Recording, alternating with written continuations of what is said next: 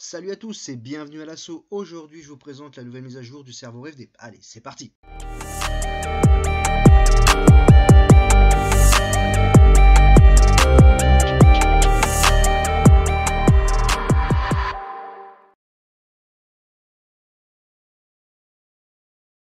Salut à tous, aujourd'hui je vous présente la nouvelle mise à jour du cerveau RFD, du moins le logiciel, la nouvelle interface du logiciel. Ce qu'il faut savoir, c'est que maintenant on a deux types de réglages, soit avec un gyro standard, n'importe quelle marque, ou soit avec le nouveau gyro de chez RFD, le Revox. Ça change pas au niveau de l'interface. Concernant le logiciel en lui-même, ils ont corrigé le bug qu'il y avait. Quand on enregistrait nos paramètres, ils mettaient pas le point RSC pour qu'en plus le logiciel puisse retrouver le fichier. Ensuite, concernant le logiciel en lui-même, il est très simple, vous l'installez et puis quand vous enregistrez directement vos paramètres, hop, il envoie directement les paramètres dans le cerveau sans rien y faire. Donc, on va comparer par rapport à l'ancien logiciel pour voir les nouveautés.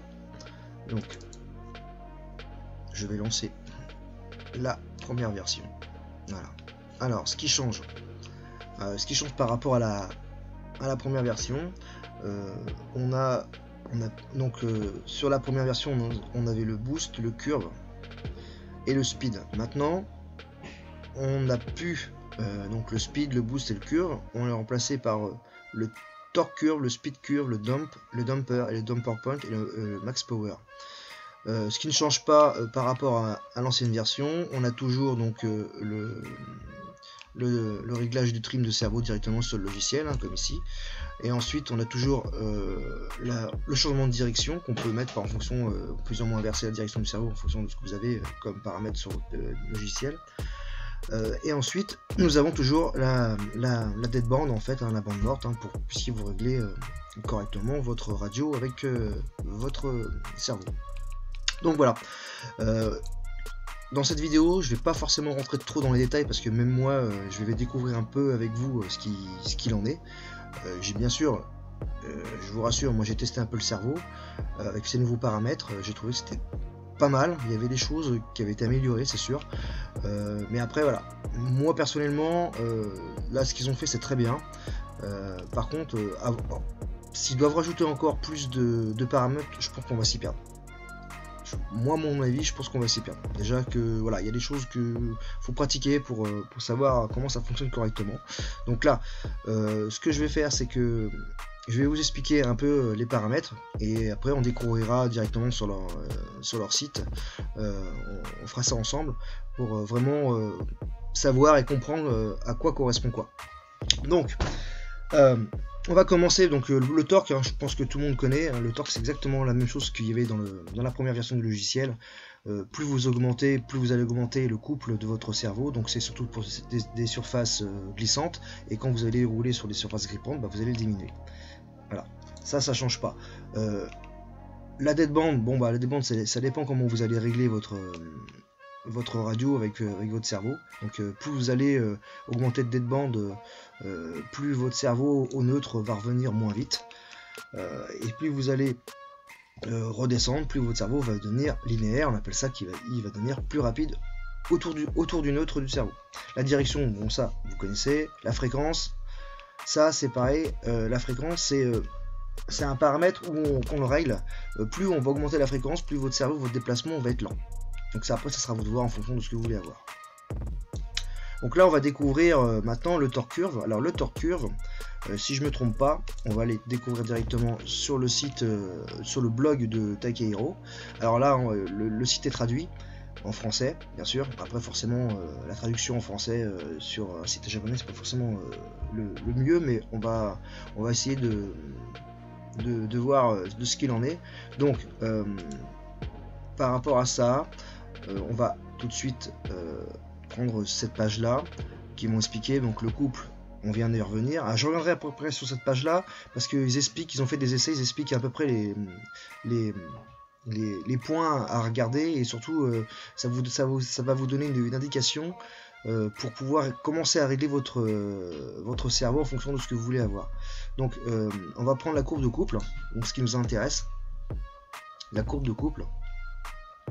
Donc on va découvrir un peu avec vous.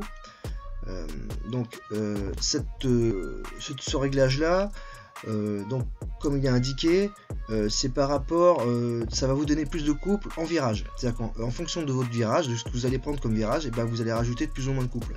Donc ce qu'ils disent là, en fait, le torque est une fonction d'appel du grip frontal en fonction du virage. Donc le torque curve, c'est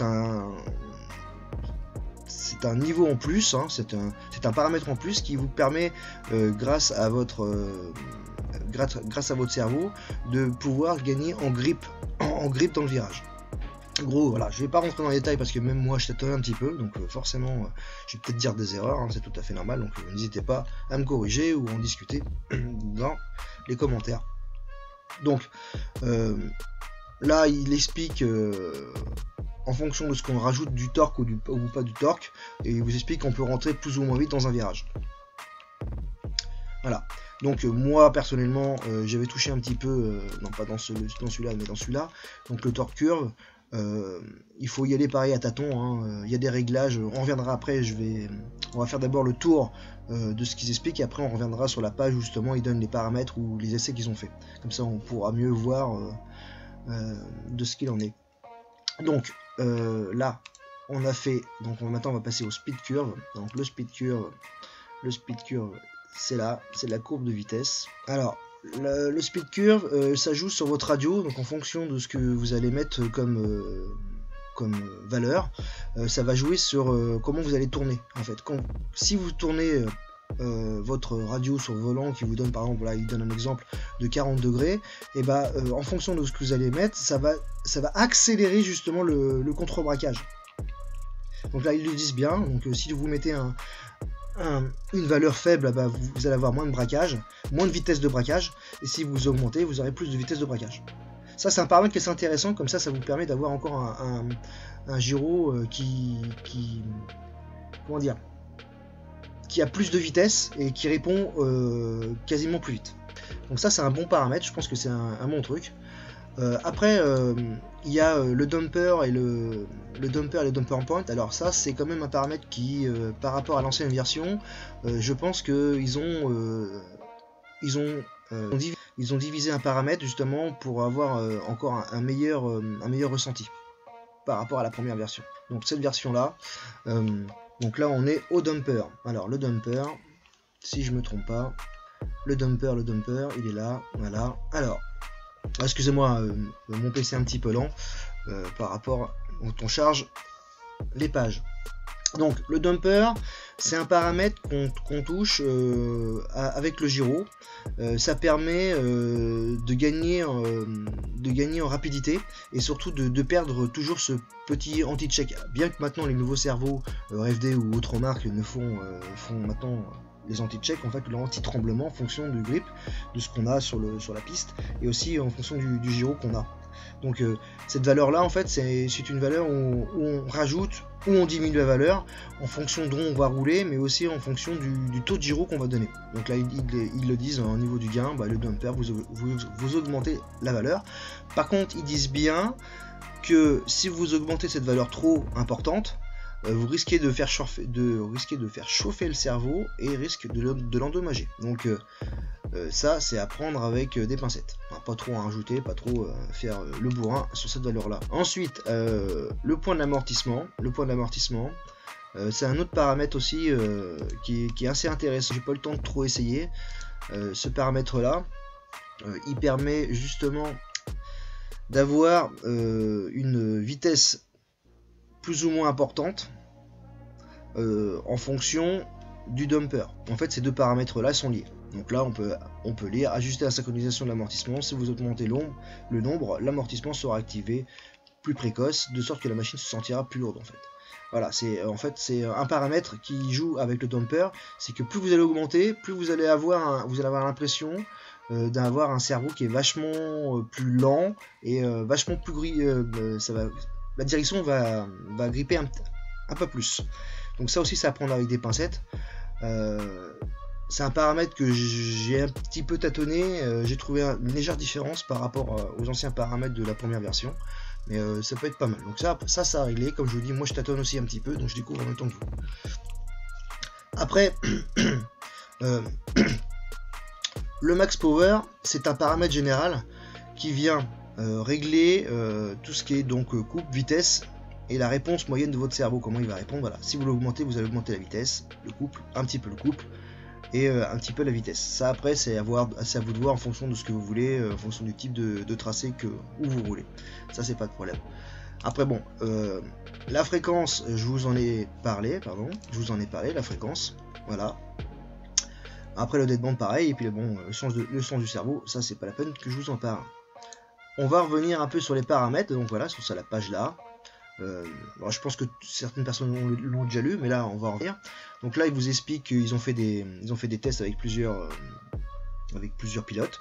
Donc là, ils vous préconisent, c'est des préconisations au niveau des réglages. C'est pas mal, ça peut vous donner une indication.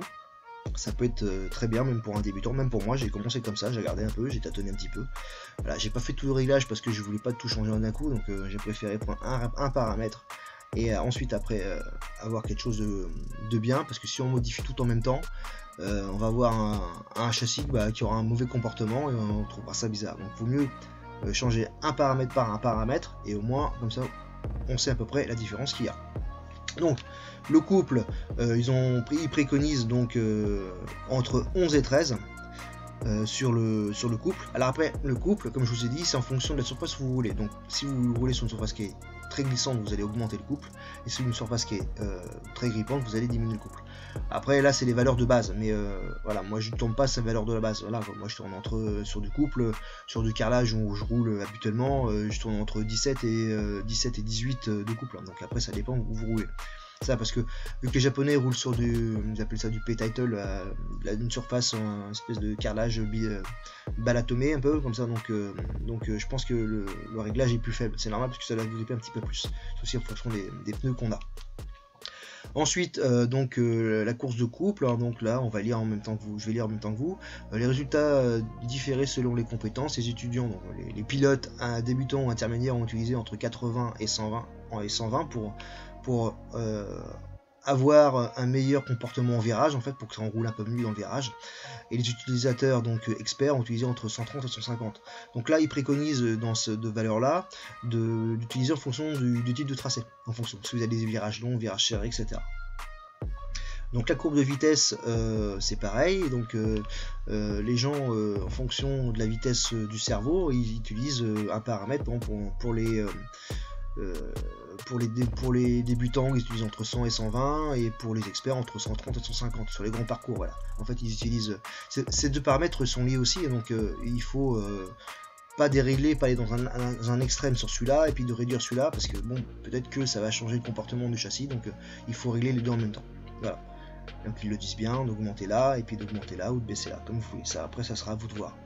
L'amortissement, donc c'est pareil, c'est un paramètre qui est déjà défini par défaut à 500. En fonction du gain du cerveau que vous allez mettre sur votre gyro, et ben vous allez plus ou moins le baisser.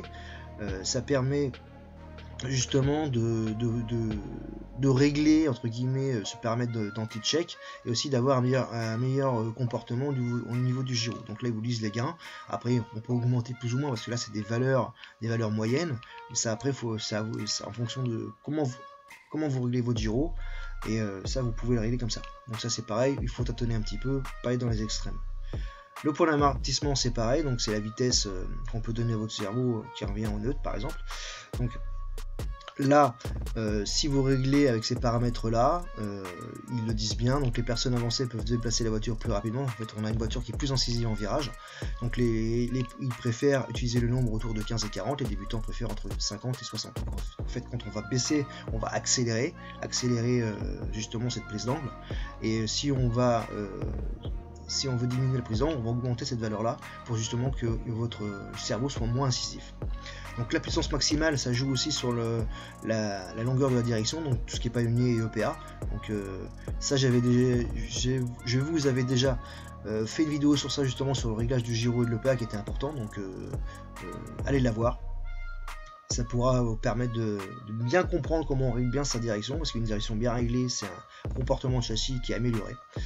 Donc voilà, par rapport à ça, je vais pas tout lire, mais en fonction de la longueur des biellettes, et en fonction de l'EPA vous avez mis, en fait l'EPA c'est la fin de course au niveau des directions, et vous choisissez, c'est la valeur qui vous correspond au niveau de la puissance générale. En fait c'est un paramètre qui englobe tout, et ça vous permet de lisser tous les autres paramètres. Voilà. Après la deadband, ça vous connaissez, je vais pas en reparler. Alors concernant le logiciel en lui-même est très bien, hein, il est vachement intuitif, ça après c'est cool.